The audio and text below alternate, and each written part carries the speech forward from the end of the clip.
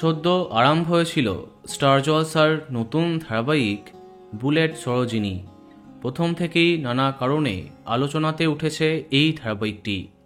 মুখ্য চরিত্রে দেখা যাচ্ছে অভিষেক বীর শর্মা, অর্ণব ব্যানার্জি এবং দিয়া বসুকে।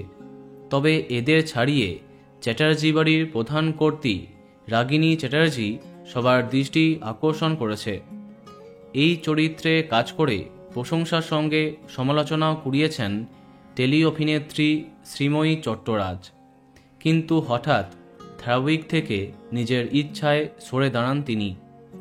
পরিষ্কারভাবে এর কারণটাও সবাইকে জানিয়েছেন। এত কম বয়সে 4 ছেলেমেয়ের মায়ের চরিত্র প্লে করবার মতো এলিজিবিলিটি তার নাকি নেই। তাই রাগিনী এবং বুলেট সরোজিনীকে বিদায় দিচ্ছেন তিনি। ইতিমধ্যে প্রোডাকশন হাউস এবং চ্যানেল কর্তৃপক্ষের কাছে এনওসি জমা দিয়েছেন। তার সেই পোস্ট দেখতেই পাচ্ছ। কিন্তু এখন প্রশ্ন, শ্রীময়ীর পরিবর্তে রাগিনী চরিত্রের জন্য কে আসছেন? টেলিপাড়ায় চর্চা, বুলেট সরোজিনীতে নতুন রাগিনী হচ্ছেন জনপ্রিয় টেলি অভিনেত্রী মল্লিকা ব্যানার্জি। জানা যাচ্ছে খুব কম সময়ের মধ্যেই কথাবার্তা ফাইনাল করে শুটিং আরম্ভ করেছেন তিনি। দেখা যাক রাগিনী চরিত্রে তাকে কেমন লাগে। তো বন্ধুরা, এ বিষয়ে তোমার কি মন্তব্য কমেন্টে জানাতে পারো।